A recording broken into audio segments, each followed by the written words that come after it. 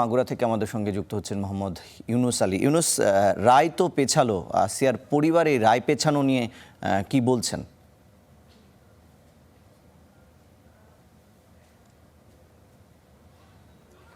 রিশান, আপনাকে ধন্যবাদ। আমি এই মুহূর্তে রয়েছি মাগুরার যে আলোচিত ধর্ষণ ও হত্যাকাণ্ডের শিকার আসিয়া তার গ্রামের বাড়ি মাগুরার শ্রীপুর উপজেলার সবদালপুর ইউনিয়নের যে জারিয়া, সেই জারিয়া গ্রামে আসিয়ার বাড়িতে আমি রয়েছি। আপনি যেমনটি বলছিলেন যে আজকে এই আপিল এবং ডেথ রেফারেন্সের যে রায় হওয়ার কথা ছিল, কিন্তু আমরা একটু আগে জানতে পেরেছি যে এই রায়টি পিছিয়ে আগামী 31শে আগস্ট অর্থাৎ সোমবার দিন ধার্য করেছেন বিচারক।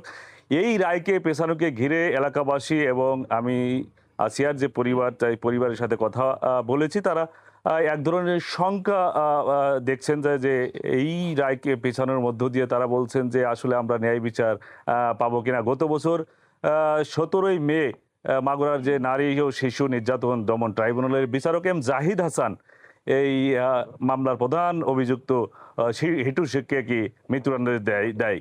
এর পরবর্তীতে 21শে মে হাইকোর্টে কিন্তু তার ডেথ রেফারেন্স আপিলের শুনানির জন্য নথিপত্র যায়। দীর্ঘ এক বছর 3 মাস হাইকোর্টে মামলাটি বিচারাধীন থাকা অবস্থায় আজকে কিন্তু এই ডেথ রেফারেন্স আপিলের রায় হওয়ার কথা ছিল, কিন্তু এই রায়টি পেছানো এই আসিয়ার যে পরিবার, আসিয়ার যে মা রয়েছে, যে মামলার বাদী, তিনি অসন্তোষ প্রকাশ করেছেন। আমরা একটু কথা বলতে চাই আসিয়ার মার সাথে, আমাদের সাথে তিনি যুক্ত আছেন। আজকে যে রায়টি পিছালো, এই রায় পিছানোতে আপনার মন্তব্য কি? আপনি কি আশা করেন? আমি আশা করি মনে হয় আমার বিচার হবেন, কারণ আমি গরিব মানুষ, আমি মাথায় তেল নেই, আমি যে দৌড়বো এটারও ক্ষমতা আমার নেই। এই কারণে আমার মনে বিশ্বাস হয় না যে সরকার আমার বিচার করবে, কারণ আমার আশ্বাস দিয়ে 1.5 বছর হয়ে গেছে।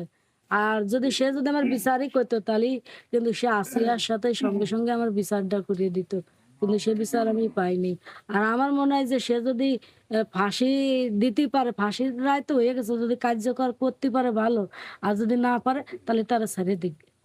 এইটুকু আমার অনুরোধ। ঋষান, আপনি যেমনটি শুনছিলেন যে আসিয়ার মা এক ধরনের ক্ষোভ এর কথা বলছিলেন, যে এক ধরনের শঙ্কা বিরাজ করছেন যে আসলে সে ন্যায় বিচার পাবে কিনা, এটা নিয়ে সন্দেহ তার ভিতরে বিরাজ করছে।